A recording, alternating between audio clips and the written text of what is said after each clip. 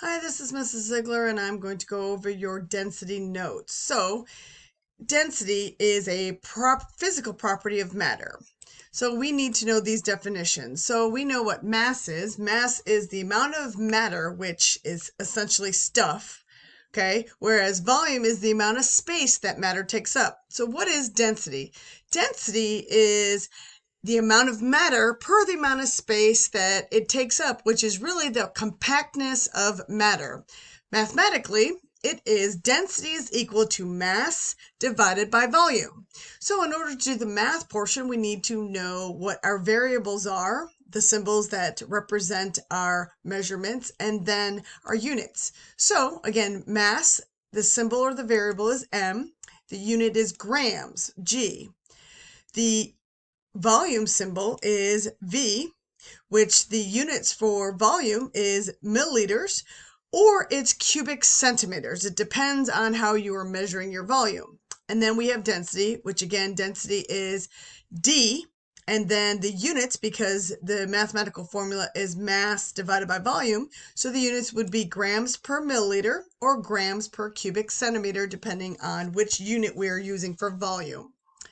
So answering these questions. So thinking about density, it's asking you, how can you use density to determine whether an object will float? Well, again, density is the amount of matter in the amount of space that it has. So an object will float based off of if it is a smaller density than the substance that it is floating in. So for example, water. Water's density is 1 gram per milliliter or 1 gram per cubic centimeter. If we have an object that has a density that is less than 1 gram per milliliter, then that means it's going to float. So looking at a microscopic picture of matter that has high density. So again, density has to do with the amount of stuff and the amount of space. So this would be high density because we have a lot of stuff in this amount of space, whereas low density would be the least amount of matter in the same amount of space.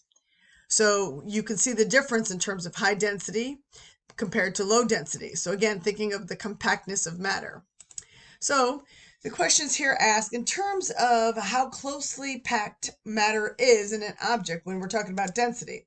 Well, density can be described as the more stuff in the amount of space, the higher the density is.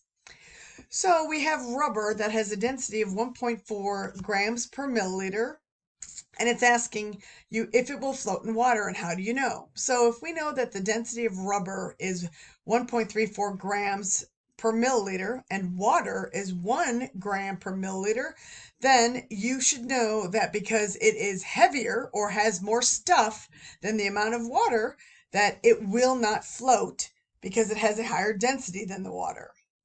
So I have a piece of wood that has 35 grams and a volume of 50 milliliters, and it's being asked, what is the density of wood? So again, if I know density is mass divided by volume, I have my mass, 35 grams, and my volume, which is 50 milliliters.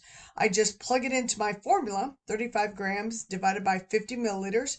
So that would be 0.70 grams per milliliter. So it's asking you, will the wood float in the water, and how do you know? So if it's 0.7 grams per milliliter, that is less than 1 gram per milliliter. So yes, that piece of wood would float in water because it is less than water's density. Now you are going to complete the rest of the questions based on the information that we have gone through in these notes. In class, you are going to do practice problems, and we will do a couple labs also in order to actually see and learn a little bit more about density. It will be on your unit test in a week. If you have any questions, please make sure you reach out.